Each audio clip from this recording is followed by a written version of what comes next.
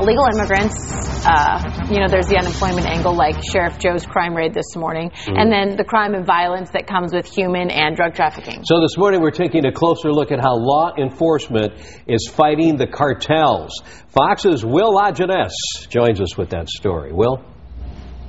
Well, Rick and Alexis, as you know, illegal immigration, it is a journey, but it is also a business.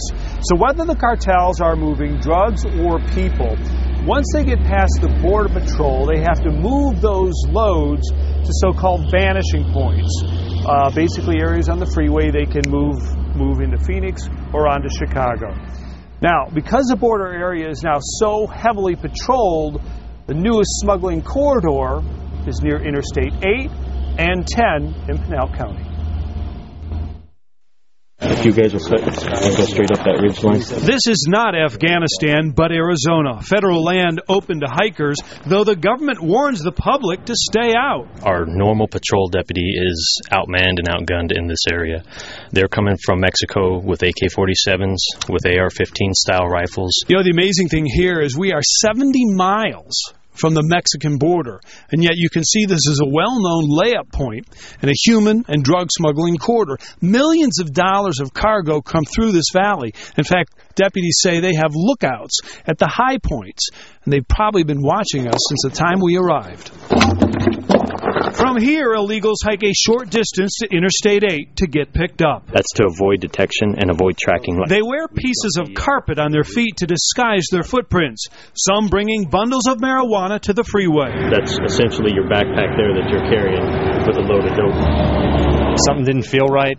The drugs are loaded into waiting vans. Deputy Mark Miller describes what he found in a smuggler's vehicle after a high-speed chase. In the back seat was a bundle of marijuana, and on the floorboard where the passenger in the back seat ran from, there was 2 fully loaded AK-47s, 2 9mm. And Sheriff Paul Babu, who's raising money privately to outfit his deputies with more powerful weapons, says the administration needs to help protect Arizona, not sue it. I'd like to invite President Obama to come here to Pinal County, to come here and see this drug and human smuggling corridor, to see for himself 80 miles, 70 miles, 90 miles deep into our state, into America, what's going on.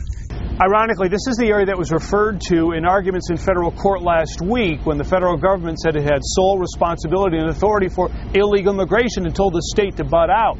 The state replied, why is it then that you tell hikers and others who confront illegal trafficking to call 911 on federal lands? In Phoenix, Arizona, William Lajeunesse, Fox News.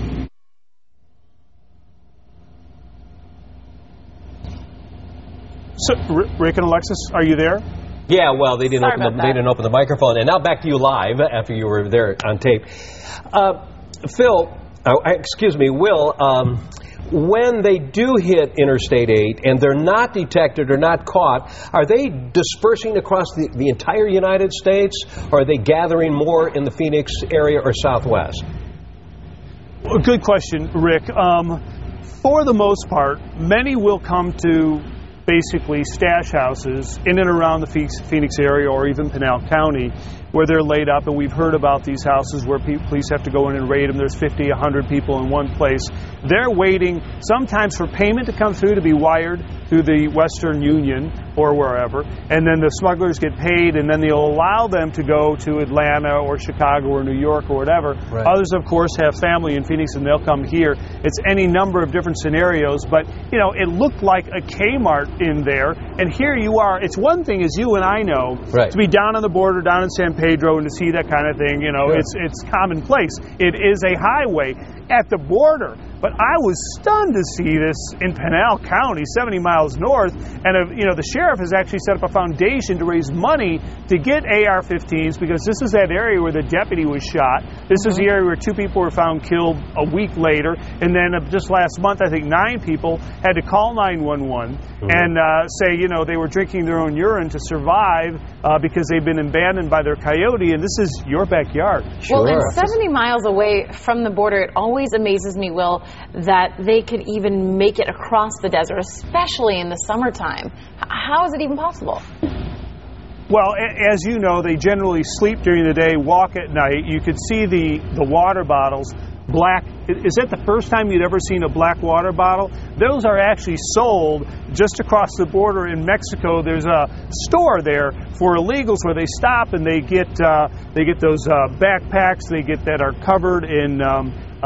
Instead of just being a nylon that's clear or very bright like silver, they're painted black. The water bottles are black. They get the ephedrine tablets that will give them energy to go farther and farther and farther.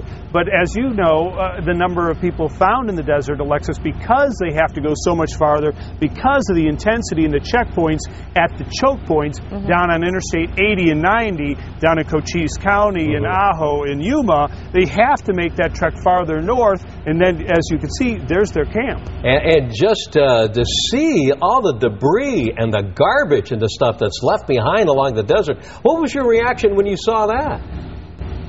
Well, I was stunned to see it as far north as this. Again, down in San Pedro, it's a given, but way up here, I was stunned to see that.